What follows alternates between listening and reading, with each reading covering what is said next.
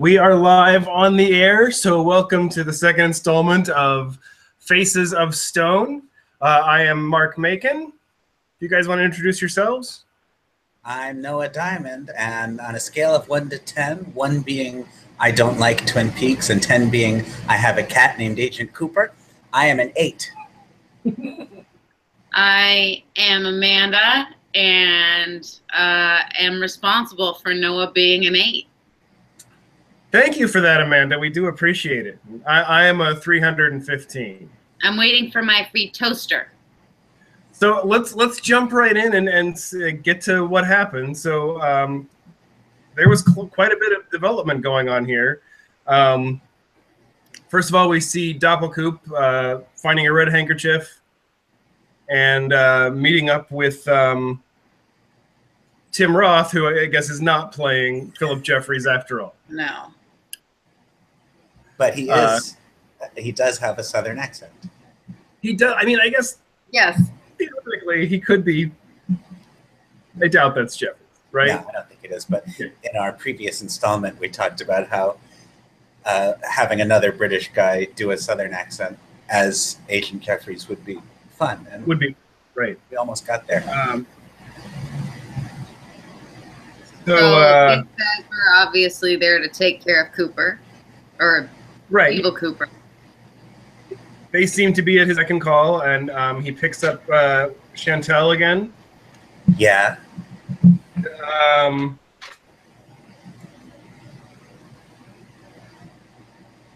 He shows her something, and I can't remember what he showed her. Whatever. He shows her his wound, right? Oh, right, yeah, that's what it is. Yeah. Yeah. Shows her his wound, which, how many times did he get shot? I thought he got shot more than just the one. Apparently just the once. I don't remember him being shot more than once. I thought he was shot 3 times, but we only saw the one thing, which was on his left side wound, which I guess is similar to when Agent Cooper was shot in the original series. And he was shot 3 times, but only had 1 wound on the right bottom part of his.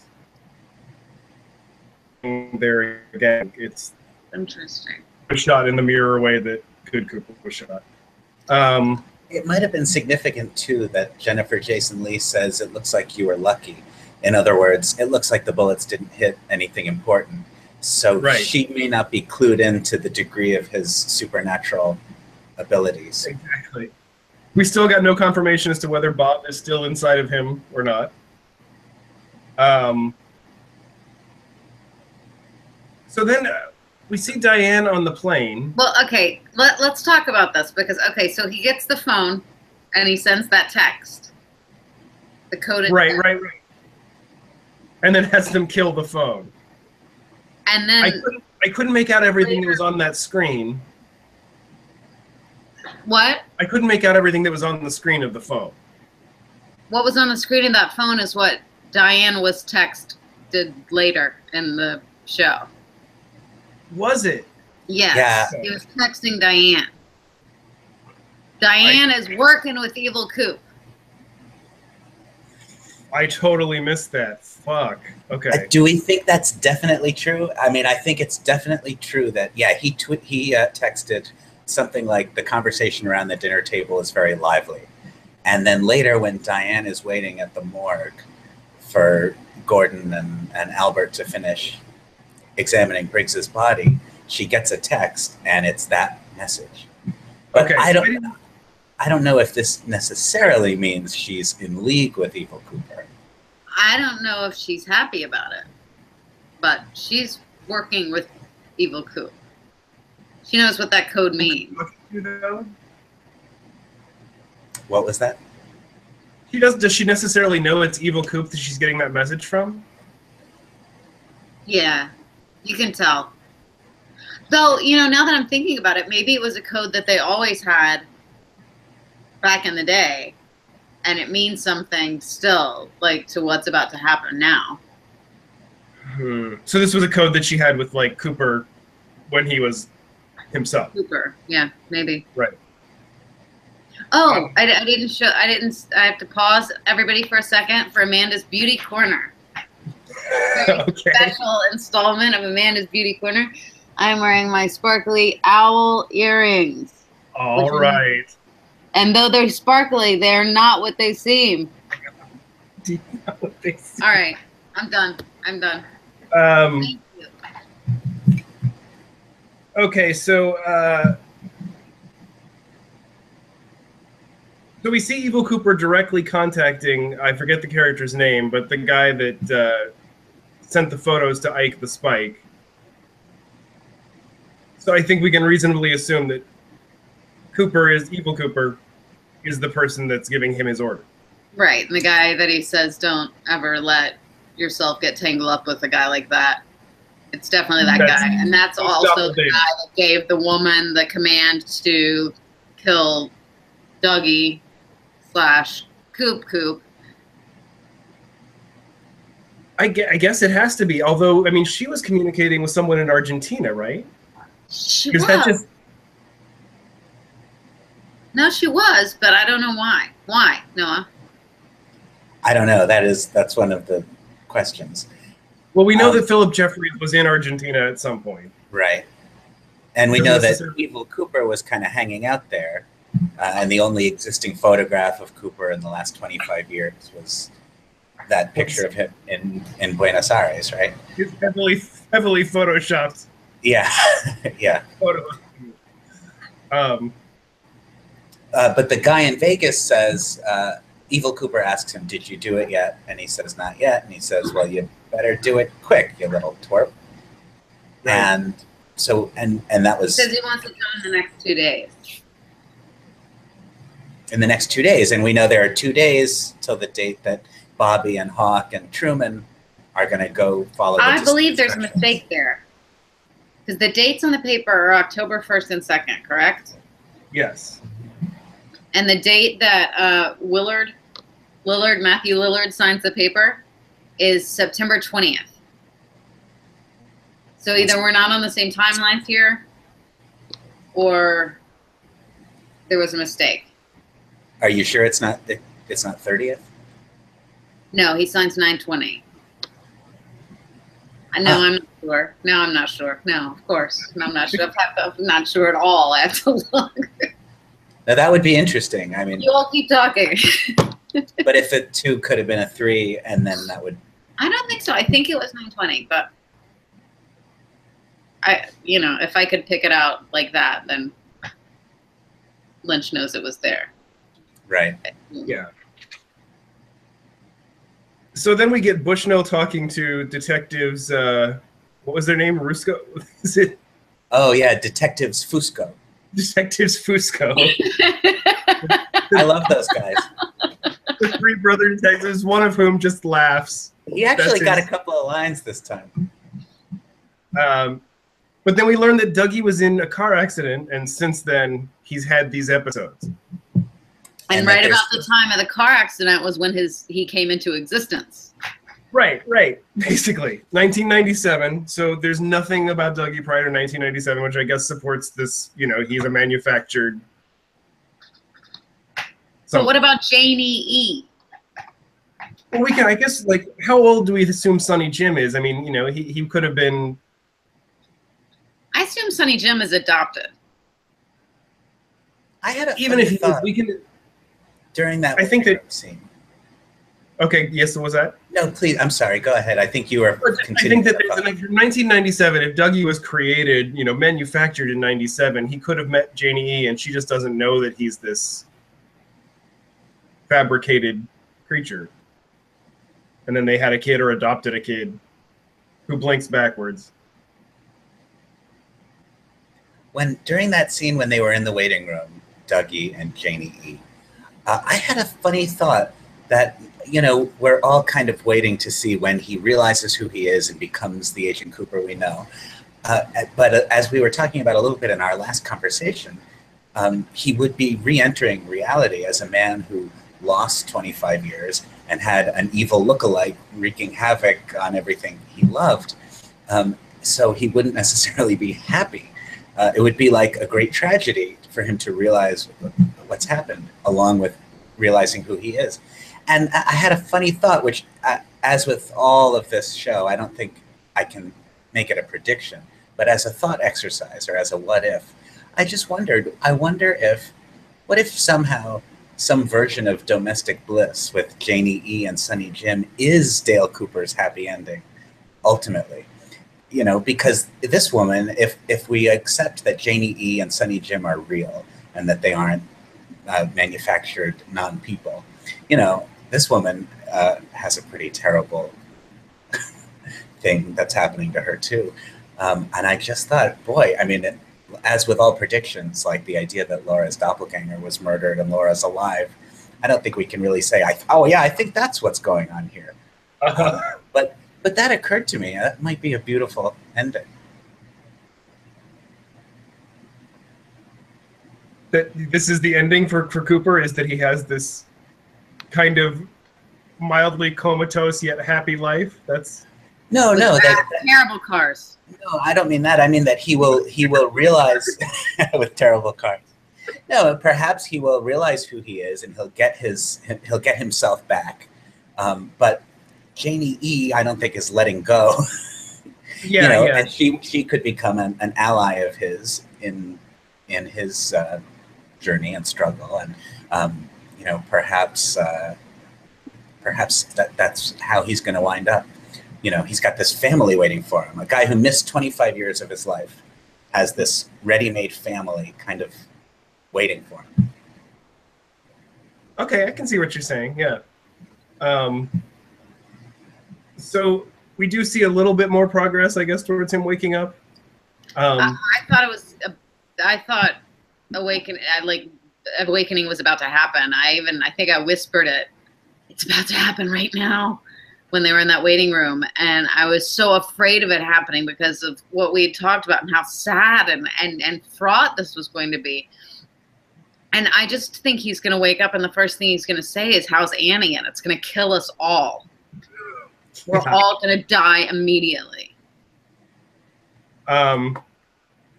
So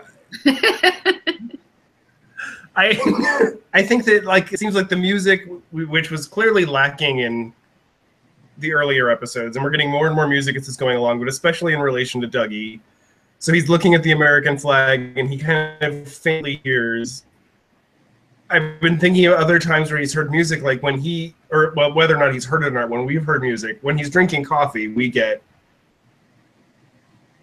music. And and then also he was given a cup. It was a red cup with a mug, red coffee mug with kind of like a badge on it. It was probably their, like, police department's badge or, you know, sign or whatever.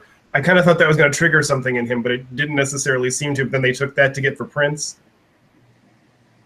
Right. I'm wondering if Dougie's prints are all going to be reversed except for the spiritual finger, which will be normal.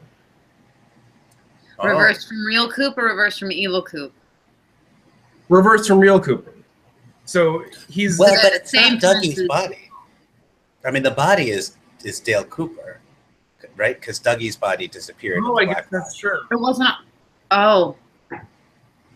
So his fingerprints should match Dale Cooper's exactly. Dale Cooper's, totally, yeah. I guess you're right, yeah. I mean, it all makes perfect sense if you just apply logic and reason.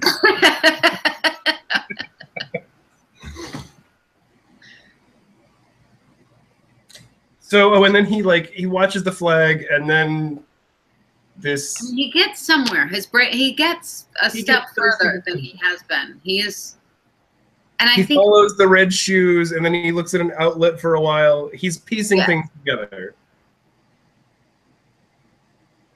And maybe that's good, because maybe he's remembering all the bad with all the good and remembering everything in context, so that when he comes out, there's not a whole lot of explanation, and there's also not a whole lot of, 25 years of my life are gone, because he just went through that. Right, yeah. He's processing it all very slowly on the back burner for us. Yes. The flag seemed to get his attention the same way the statue of the lawman outside the insurance office got his attention a couple of episodes ago. Like, symbols of duty and patriotism seem to gets and law attention. enforcement, and like things that kind of seem to harken back to his career. And So doing badge. he did repeat in that scene. He repeated answers. Someone said answers, and he repeated that.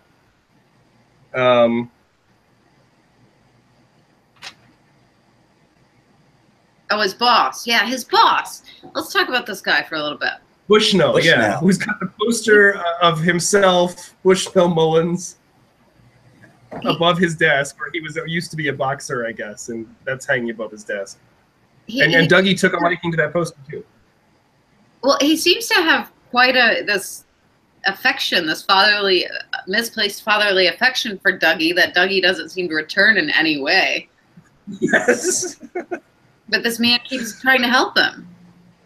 And he's always defending him. And I mean, I guess you could argue that part of it is that he's recognized that Dougie is able to see through some scams going on in his company, and he wants to, keep him around to fix that. But it does seem like it's a genuine affection. Like he seems to really like Doug. Yeah. And before Dougie became Cooper, it didn't seem like Dougie was that great of a guy. And it seemed like he was kind of on Tom Sizemore's side about the whole, giving insurance money to people that together. They were skimming off the top there. And the real Dougie had a gambling problem, and he had a hooker problem. And also, this guy Bushnell gave him a job, apparently, hired a guy who had no social security number, no records of any kind. So there's something. Oh my God! No, he knows. Something's not quite right at that insurance company. You can't hire somebody without a social security number. So you think that he's somehow connected, to the whole he?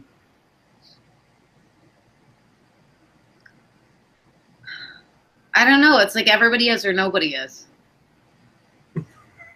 It's like I don't know.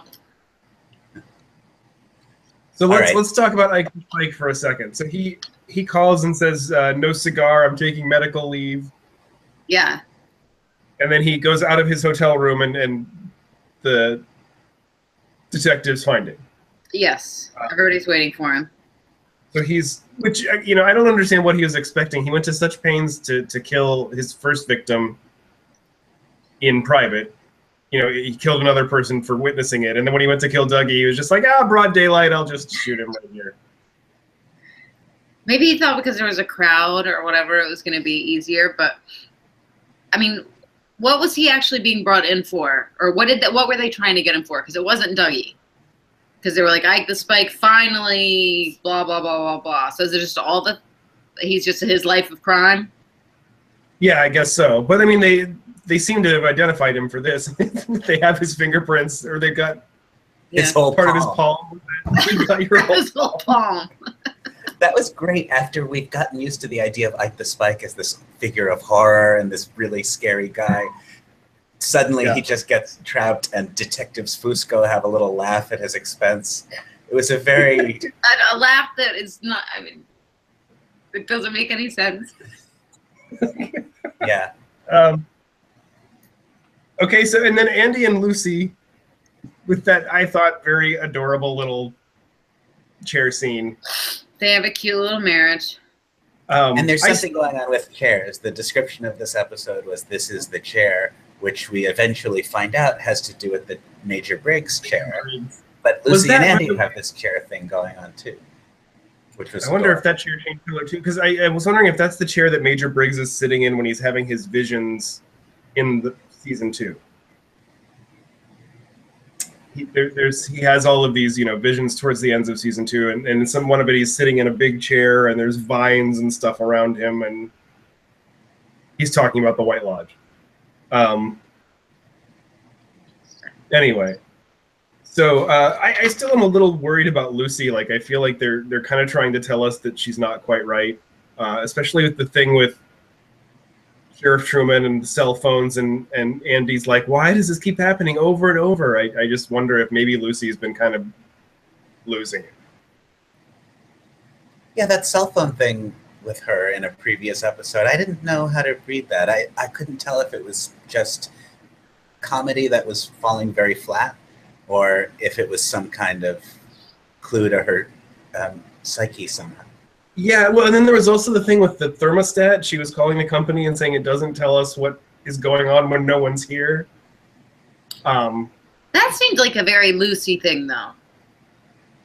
I don't know. Like, I don't feel like Lucy was ever necessarily stupid. She was just over-explaining things. That's true. And you know, like it was just like, you know, it's the one by the red phone next to the lamp we moved away from the other table.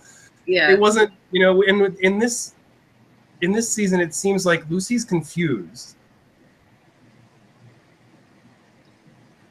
I don't know. She also seems to have a much smoother face than she once did. It's amazing. So anyway, Hey, okay. that Robert Forster, he's got a scratchy face. Next, we hear Johnny, where are you?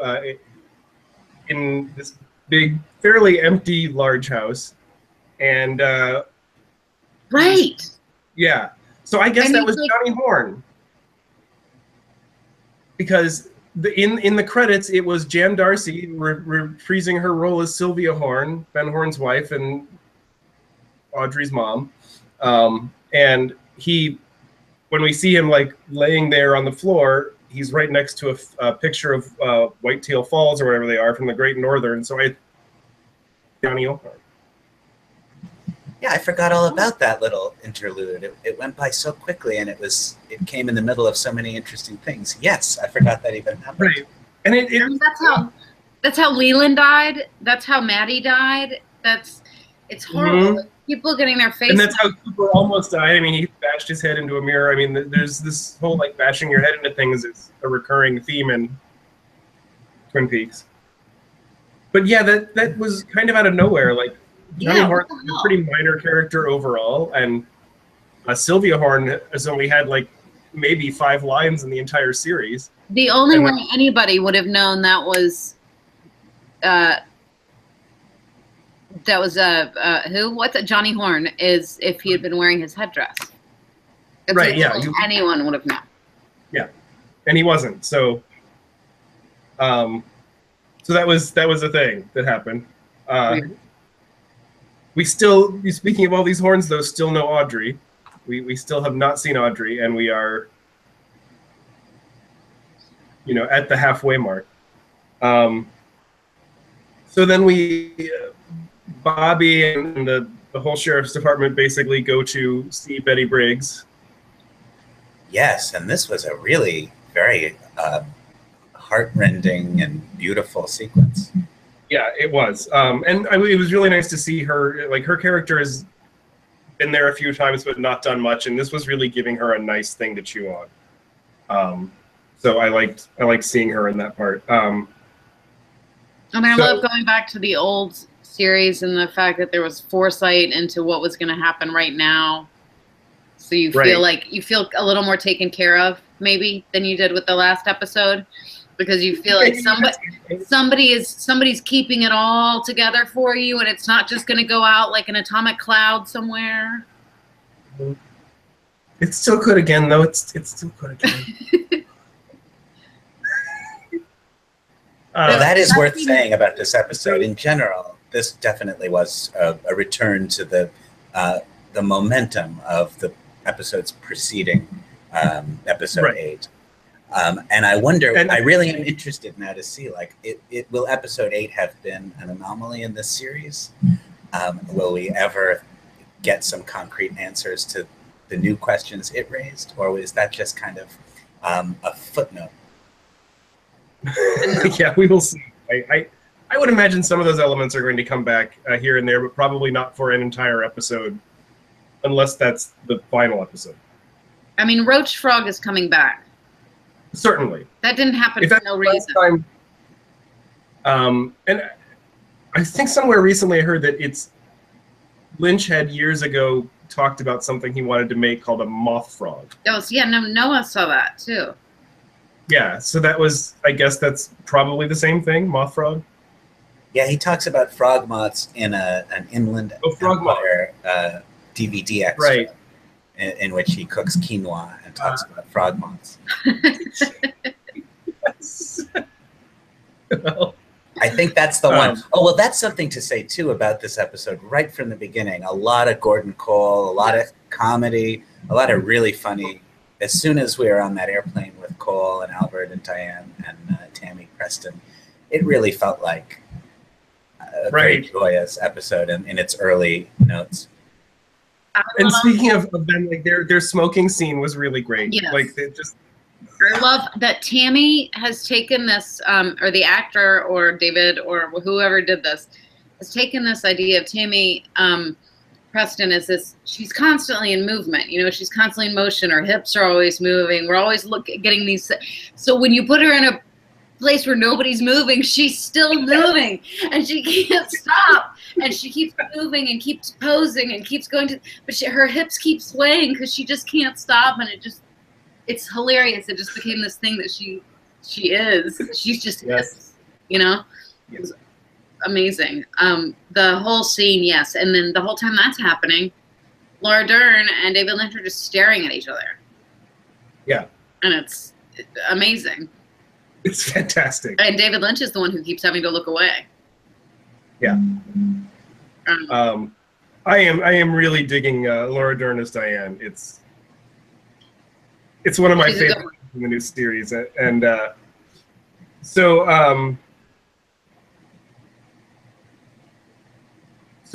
quickly just about Betty Briggs again. So she opens up the chair. She says, "This is the chair." She gives the little cylinder thing to them. And she said that her husband told her that they would all show up and ask about Cooper and to give them this. Yeah. And that, my friends, well, no, that's not it. Never mind. I had a little theory that was going somewhere, but now it's gone. Squashed before I could even say it. Well, it comes back, bring it back up. It was wonderful. I mean, she tells Bobby that, you know, she doesn't get into details, but she fills in some of the emotional story of Bobby was in a very different place when he lost his father, but that, you know, your father knew that it was going to turn out okay. And we've been saying that about Bobby. Like, I mean, he killed somebody in Fire Walk with Me, and he's this hysterical kind of bad boy. And now, he's a cop now, you know. And so she kind of confirms that Bobby's had a strange journey. And it was sort of beautiful to see him get this affirming message from his father 25 years later. And later when he's showing Truman and Hawk how to open that little cylinder, and it's references to his childhood. It's like we got some really beautiful stuff about the relationship between Bobby and Major Briggs. And when he tossed it and he took off running and he brought it back like a little puppy, he was so proud. He was totally a little kid again. Well, there was the scene in a later episode of season 2 where Major Briggs and Bobby have like coffee at the Double R, and Major Briggs says, "I had this vision about my son," and you know, and I think that was probably related to this whole thing that Betty tells us. Yeah, that's an amazing scene with the very touching scene where Bobby is kind of taken aback for the first time at the actual love that his father is showing him, and it's just amazing. And it had one of those like fantastic Major Briggs monologues where he just, you know, like this logorrhea of poetic gobbledygook comes out of his mouth, and it's just great. And it just envelops you, and you're like, you know everything, and I love you, and I will follow you anywhere. You know, many of the people that have passed away that can't reprise their roles, Major Briggs, like Don Davis was so much fun in that role, and I really miss having him walking around and talking. And especially considering his character was just such a tiny thing to start off with, and he really developed it into this you know, military Shakespeare shaman. Like, it was amazing. Okay, so once again, I love when Gordon Cole says apologies in advance for Albert. Like, it's like this is just his standard line he has to give every time they interact with some other law enforcement agency. He has just apologies in advance for Albert. That got a big laugh out loud from Noah Diamond tonight.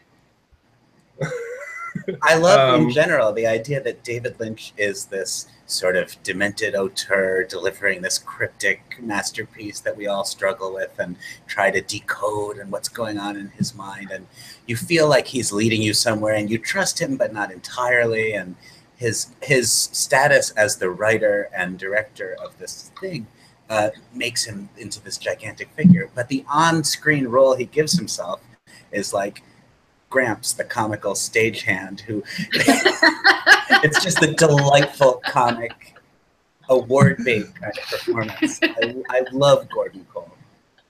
Yeah, and we've got more David Gordon Lynch in should this. do a one-man show on Broadway as Gordon Cole. I would go see it.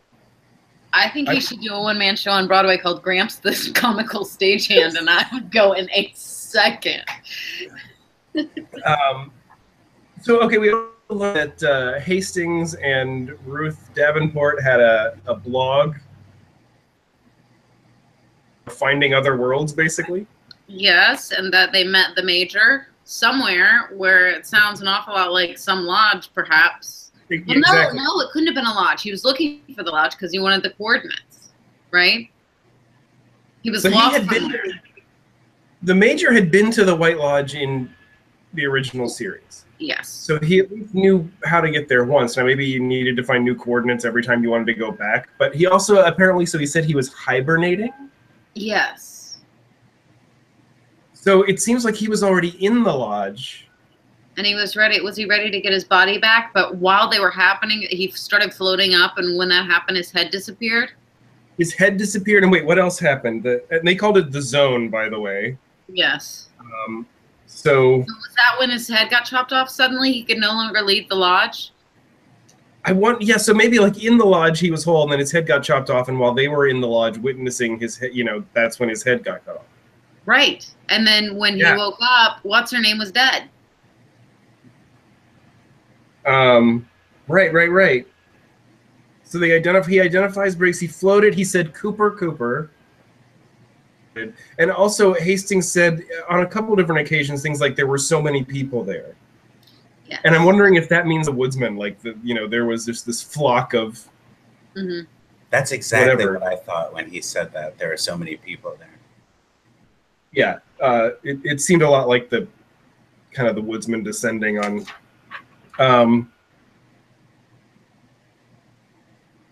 Also, Jerry Horn's scene with his foot. Okay, first of all, that foot sounds a lot like what is known more commonly as the evolution of the arm, but what I call the wacky brain tree. And it does. It sounded a lot like it when he was going, I am not your foot. And I was like, oh my God, now he's got like the evolution of the leg or something going on here. Well, I mean, while it's certainly possible that Jerry's whole, like, I'm lost in the woods and high thing is just kind of some comic relief we're being given, there's also a chance that, maybe he is kind of in some kind of drug-induced vision quest stumbling his way towards the White Lodge, and this is... Something happened to me today where it made me, during that scene, the same thing where it made me think like his leg did not want to go with him, and there were two parts of him in the same hole, and I suddenly stopped laughing at it and saw it as a very serious predicament to be in. And I didn't know why, so I think I'm feeling the same thing. Someone stole his car! Yeah. But yeah, and it did seem a little less just like Cheech and Chong and a lot more something else. It was. And also the get out of me, get out, and the idea that Bob takes your left hand and, like that's his right foot and he said, get out of me. It got kind of scary. I think it's more significant. And while we're on that, we've also got Ben Horn and Ashley Judd. Yeah, what's her name? It's Beverly. What? Yeah. Beverly. So Ben and Beverly are still doing their little ring around the ringy sound game. And we start that scene, or at least the close to the beginning of that scene, we see the same thing that we lingered on before when we heard that sound. The same corner with that lamp and the design that might be an owl. I'm not sure what animal that's supposed to represent. But they're still hearing the ringing. Ben doesn't mention anything else about Cooper's key. doesn't know that theoretically his son just died. And he refuses to get entangled with Beverly. Right. So, I mean, it seems that Ben Horn really is a good guy this time around. I don't know. I think, well, maybe he's just too more tormented because of the Donna situation. Right. But I mean, you know, basically the last time we saw him, that was his whole thing was, I want to be good. Well, I thought that he was dead because the last time we saw him, he had had his face smashed into a wall. Doc Hayward slammed him against the fireplace. That's all that happens to these people. These people have never seen a TV show in their lives. They don't know how to kill anybody. They just slam their face into the wall and they die immediately. Except Ben Horn. So then... Oh! Yeah. I need to go to the Wayback Machine and talk about Cooper, evil Cooper. Okay. Was not stuttering. I mean, it was not slow and was not seeming to have any sort of difficulty in interacting with the real world this time. Whereas the past couple of episodes, since he's been supposed to have gone back to the Black Lodge, he's been talking backwards maybe and having a hard time speaking, and his voice has been very low and slow. This time he's just chipper and pep and whatever and ready to go. You think that has something to do with what happened with the woodsman? Is that when getting shot? So could that be a result? Maybe Bob was taken out of him and now he's... Or maybe the end result was more Bob was put in. But it sure seems like Bob came out of him. It did. I mean... But I mean, it didn't seem like Bob was removed. It just seemed like he was kind of pulled out partially, and they're like, "Hey, look, there's Bob." But Bob came out the bullet hole. Right. I didn't see him leave, so I don't know. But yeah, that's a very good point. Is that Cooper seemed a lot Doppeldale was less socially awkward than he was previous. Yes, and he looked like he did it the first time we saw him. He was clean. His hair was back. He had clean clothes on. You know, the normal, if not, you know, if weird, you know, creepy guy, but he wasn't like falling apart like he has been. No. Would you agree, Noah? Yeah, I do. I do think there's something about, like, after the scene some episodes ago when he vomits up all the Garmonbozia in the car and he has his accident that leads to his arrest, there was the feeling that he was somehow losing his hold on his corporeal self somehow. But it was really particularly in the interrogation scenes in jail that he seemed otherworldly, like having a hard time talking, and that backwards, you know, E-Rev very moment was in a jail interrogation scene, and his conversation with Diane in jail.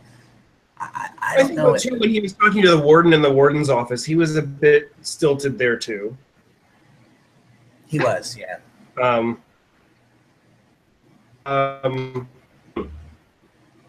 I don't know what that means, but that's a very good point. Like that he is different. So we're okay. So in the episode that we just saw, but there was another clause, right? Hawk and Sheriff Truman and Bobby, they make plans in 2 days to go to this place identified as a childhood landmark for Bobby, where something will happen. And this was Major Briggs' instructions, knowing that this Cooper situation would be investigated one day. Right. So on the paper that they take out of that little thing that Briggs leaves, so it's before you go to Jackrabbit's Palace, put some soil from that area in your pocket. And then there's a little drawing of Twin Mountains, and above one of them is what I assume is a sun, but it's a circle. It's the same image that Doppeldale shows to Daria before he kills her on the card. And above that is what looks like a crescent moon that's been turned 90 degrees so that the crescent is facing down. and the time is 2:53. Have we heard that number before? Not that I know of. So, Okay. So anyway. and then the second piece of paper in Briggs' little cylinder is one of those number sheets. Right. From Which- the listening post. Yeah, It's a Cooper. with 2 Coopers, and the numbers bleed off the edges of that little slip of paper. Yes. And it actually, if you'd looked at the whole thing, you would have seen that it said Cooper, Cooper, Cooper. Right. It's a So Cooper 2, really. Briggs cut it so Yeah. that it would show 2 Coopers. It's very interesting. Mhm. And he's clearly trying to tell them that there are 2 Coopers. And I like that also in these scenes where Hawk is the one that is like taking things that seem kind of wooey and just putting them in plain language. So he's like, yeah, you know, good Cooper and bad Cooper. We got it. Right. Cooper, stop it. Speaking of bad Cooper. Oh, it's bad Cooper. It's Yeah. Yeah, there are 2 Coopers in this house too, believe me. There's the Cooper that like rests his head on my shoulder and falls asleep with a little purr at night, and there's the Cooper that thinks crinkly things are the best toys ever. Especially at 2 a.m. Oh, they're so much fucking fun, you guys. Or Okay, so then the Cooper they have the smoke with Diane, and then we get Hastings just losing his shit and getting interviewed by Tammy. And from what he describes, it does sound like, you know, he and Ruth got into one of the lodges, probably the Black Lodge. They met Briggs, watched his head explode. I don't know if they were in the Black Lodge or any lodge. Maybe it's a whole new place. I guess it could be. They called it the Zone. Mm-hmm. And I mean, that's another, like, what do you, like, when you were looking at, like, the zigzag floor and the red drapes, what do you say that place is? Hi. I think of it as the Red Room, which is the waiting room for the Black Lodge. So have we ever actually seen the Black Lodge? I mean, I guess arguably it could be the place we see in Fire Walk with Me, that through the picture that is that the Black Lodge? Possibly. And isn't there a black and white world that we get a look at some point in the original series that's like a mirror of the Great Northern? I don't remember that. A black and white world that's a mirror of the Great Northern? Yeah. Oh God, you know the original series much better than I do, so I'm gonna embarrass myself. But yes, isn't there a sequence in the original series that's in black and white, and we're sort of in the Great Northern, but not really? It's in the second season. Bob appears as a dentist. You're just making shit up to see if we buy it. This is in the I don't Or believe maybe this it's in is the a- Missing Pieces. Yes, this is not in the real. That's not in the. I think maybe that was from Saturday Night Live or something. It's No. from like the European version thing. I have soaked up so much of this stuff in the last few weeks. Yes, maybe it was either the Missing Pieces or the European pilot. Bob is a dentist? I'll educate Yeah, he myself does. and Yes. seek back.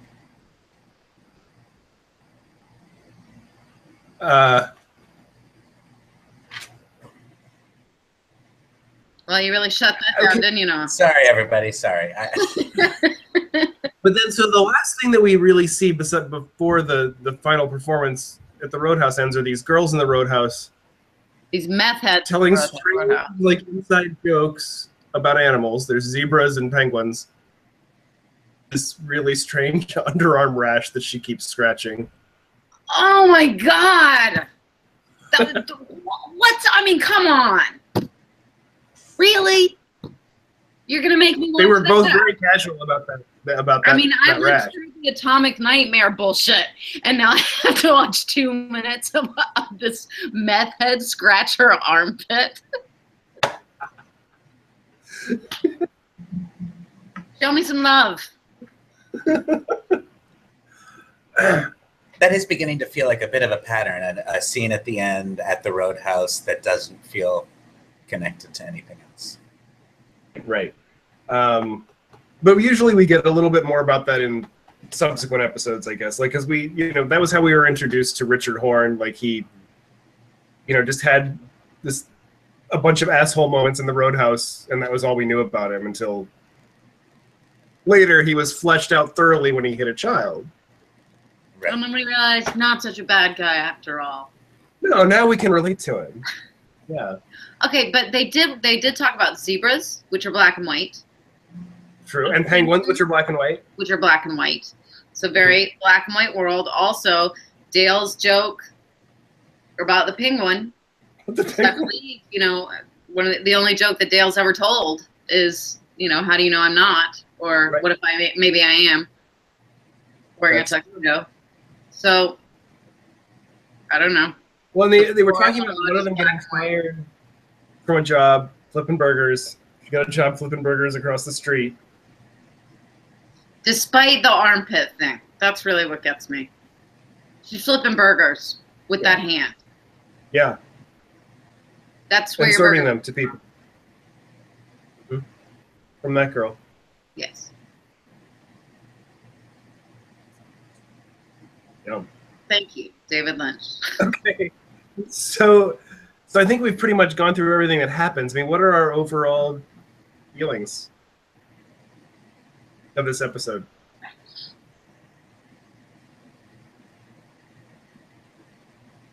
Nope, we didn't have any feelings, apparently. It didn't make us feel anything. Well, I thought that for most of the episode, I thought, oh, okay, here we go. We're back, whatever we might have thought of episode 8. It did leave us hanging with all the questions we had after episode 7. And this felt more like that. Like, oh, we're back to characters saying things to each other and events happening in the story. And, and I thought, I don't know, maybe the first 2/3 of the episode, I was just kind of riveted. I just felt, oh, this is great. There was a lot of stuff to think about and chew on, a lot of beautifully acted moments in this one, too, particularly with the FBI characters. And we saw Matthew Lillard again. We wondered if we were ever going to catch up with Hastings or if that was a dropped strand or what. We got Major Briggs' answer. So it was a very satisfying episode in that sense. I thought the final third, it maybe slowed down a little, or it stopped feeling like such a massage after maybe the first 2 acts of the episode. But I kind of felt like it was a good return from the break. Yeah, I similarly it was really refreshing to kind of dive back into all those plot lines and characters, and I think this is the most actual Twin Peaks we've gotten so far, right? I think the most things happen in Twin. Yeah, in both senses of the word too. Like, yeah, we spent a lot of time in Twin Peaks, and there was also a feeling that reminded me of the original series a lot. And you were talking about the use of music before, and even during some of the Buckhorn kind of police procedural stuff, we had that kind of jazz underscoring going that felt very much like the way procedural stuff happened on the old show.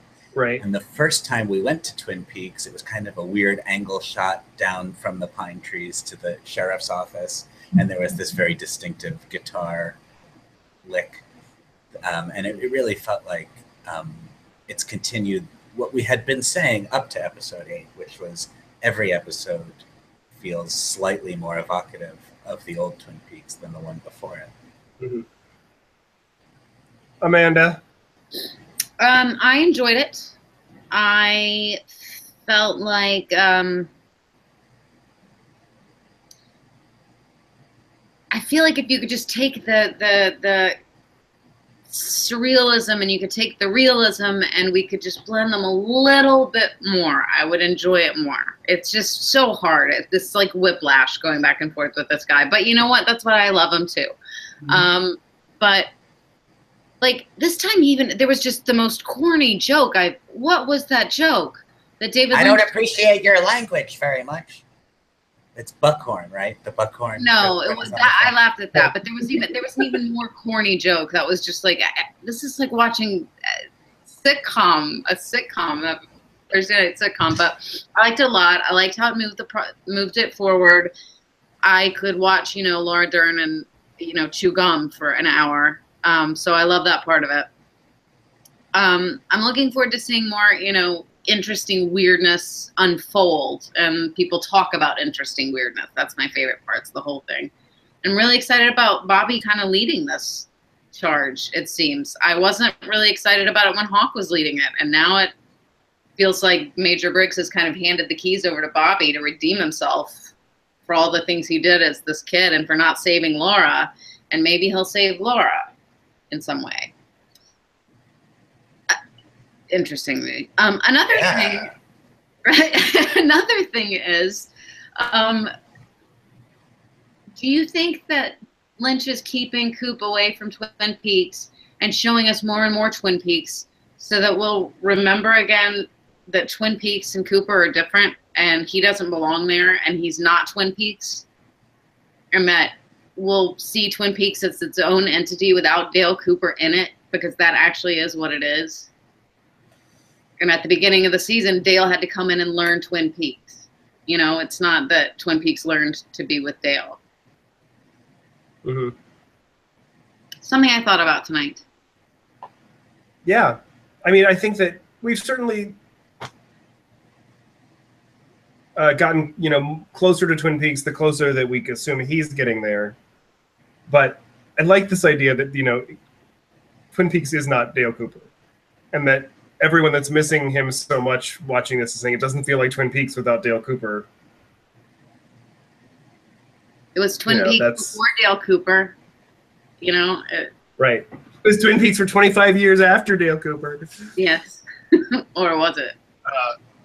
So I really love, just to quickly, the scene they kick Chad out of the conference room. I happily wrap up any, you know, trashing on Chad. Was that creamed corn? What'd you say? Was that creamed corn in the front bowl? Oh, good question.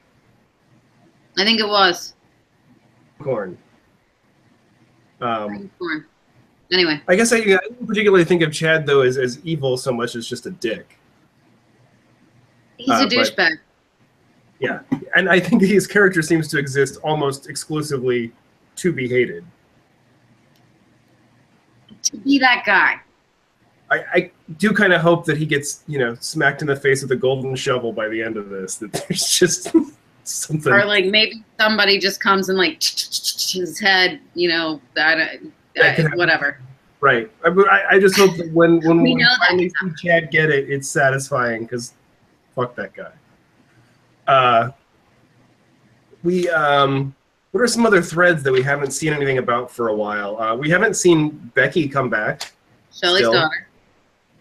She was, you know, introduced in a really interesting way, and like that scene, that overhead scene of her when her boyfriend was driving, was just really beautiful, and we've seen or heard very little about her since. I think if Bob makes it back to Twin Peaks, he's going to go for this vulnerable blonde girl. Yeah, exactly. She's the Neo Laura. And we still don't know if she's Bobby's daughter. I was about to say, which will make it horrible if Bobby's her father. How old is she? It's like she's 17 or 18, something like that. Is that how old she's? I guess so. We haven't heard anything about school. Okay, how do we hate Bobby so much, and he be so irritating, and now we just love Bobby? Or do you always love Bobby? I I didn't Like, always when love Bobby. I going always said backwards Bobby was Apple. cool, but that was it. I thought Bobby had some moments in the original series that I liked, but for the most part, I didn't love or hate Bobby. Bobby was just kind of there. But I'm much more interested in Bobby now. I found him very irritating. Except for when he shut his mouth and he strutted. That's it. That's when I didn't find him irritating. It was Donna that I found irritating. Donna and James. And really, like, the closer they got to each other, it was just like as soon as the O. Jameses started. No. Well, James is a character. James. We saw James at the very end of the very first episode, I think. Right. A really brief appearance. And Shelley says that an accident, cool. And Shelley still thinks he's cool, but she was given Balthazar Getty / Red the eye in that same scene. Who is that guy? No, I mean, I know who Balthazar Getty is, but who is that guy? I think he's supposed to be a drug runner from out of town that's moving in, like kind of trying to move his business into Twin Peaks. Okay. So who does he have connections? He had that scene with Richard Horn with the trick with the dime and everything. Right. Okay. But I mean, I assume that he's probably working for someone we've already seen, like Belushi or somebody else. They're connected in some way. I mean, I don't know. We still have the Renault family to deal with. Oh, that's right. We got the Renaults. The endless supply of Renault brothers and cousins that can be. That's what I found the most surreal about the sweeping scene is that the entire time you're looking back there going, is that a dead guy? Is that a dead guy? And then Noah had to turn to me and say, no, it's his cousin or it's his brother or whoever it's supposed to. Who is it? I think his name. It's his cousin. Is it his cousin? I didn't know the relation, but his name is. I think it's Jean-Michel Renault. What is it with identical cousins? Yeah. Oh. Identical cousins. Right. We had an interesting discussion today about whether or not Maddie was Laura's doppelganger. Oh. I don't think we were able to sort it out, but it was an interesting thing to play around with. I mean, if that were the case, then somehow it would have, Sarah and Leland would have been given false memories or something to that effect. I can't. I mean, yeah, because they grew up together, but I don't think maybe they're together, I guess. Maybe not doppelgangers in the sense that we're using doppelganger in the world of Twin Peaks, but the whole show is so concerned with dualities and even down to twin being in the title. There's so many different ways in which it explores the idea of one and the same. Well, maybe the Maddie that I'm just stirring shit here. Maybe the Maddie that came after Laura died was a doppelganger, whereas before it had never been a doppelganger, but this time it was Laura's doppelganger. That's all I'm saying. Oh, okay. So there is a Maddie out there that was still in Missoula. She didn't actually come to visit.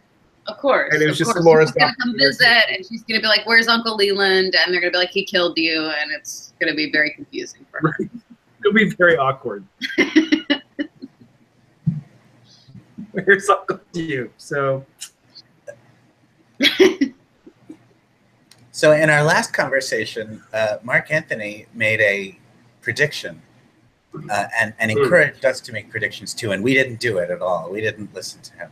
But when I watched our last conversation, I saw you very nicely tried to set up a little segment where we all made calls, and you predicted that sometime around episode 13, we would see Dale Cooper as we knew him. Right. And I thought maybe with the understanding that predictions are worth so much in this world, it would be fun to make some just for the sake of seeing how foolish and wrong we were when we talk later. So why don't we make some predictions with the understanding that to make a prediction about Twin Peaks is to be wrong. Sure. Do you have some predictions in your pocket already, or? Well, I have one. We won't find out if I'm right about this for a long time, but tying in with my non-prediction earlier about the possibility of Dale Cooper and Janie E. and Sonny Jim winding up a nuclear family at the heart of the resolution of this series, I'll make a prediction that Janie E. will appear in the final episode. Okay. I think she almost has to, yeah. And for next episode, so I'll also put something on the table that we'll know in 1 week if I'm correct or not. I think that in the next episode, episode 10, which by the way is called, or the description is, Laura is the One. I think that in next week's episode, Cheryl Lee will appear in some other form other than Laura's homecoming photo. Okay.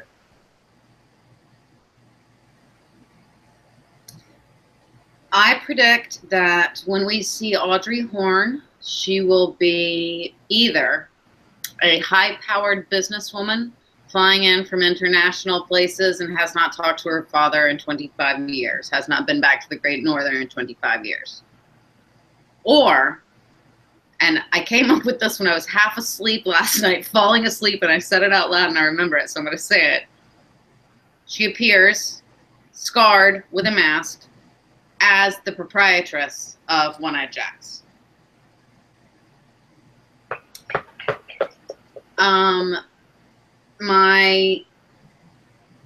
For next episode prediction, it's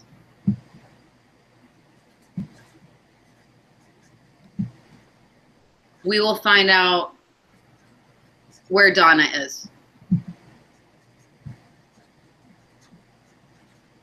Are you writing these down? Uh-huh. We have like this it's being recorded.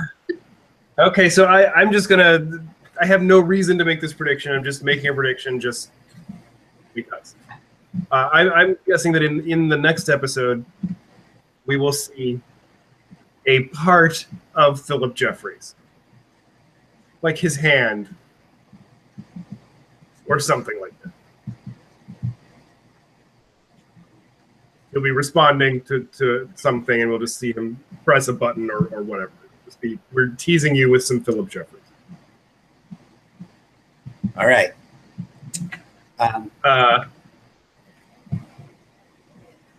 Yeah, that's all I got right now. So, okay, so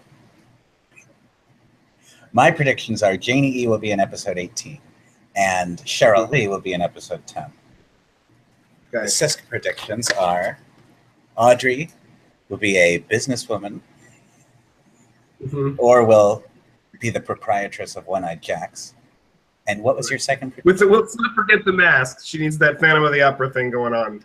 Yeah. Yeah, she's gonna have a mask in that. She's scarred with a mask. And then the second prediction is we're gonna find out where Donna went. Oh, right, where Donna went. And listen, needless to say, I will rework these into an elegant PowerPoint presentation. And Marc-Anthony predicts Philip Jeffries will be in the next part, in part. Yes. Okay. Hey, listen, you guys, fascinating conversation is one thing, but you got to give people a little visual dazzle. That's what I'm here for.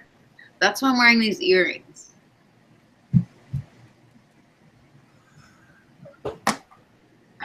Eddie, oh shit.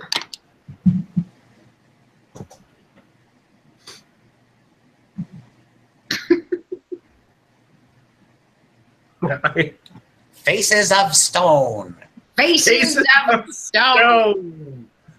All right, everyone. Thank you for watching, and we will see you again next week to see how many, if any, of these predictions come true. Take care.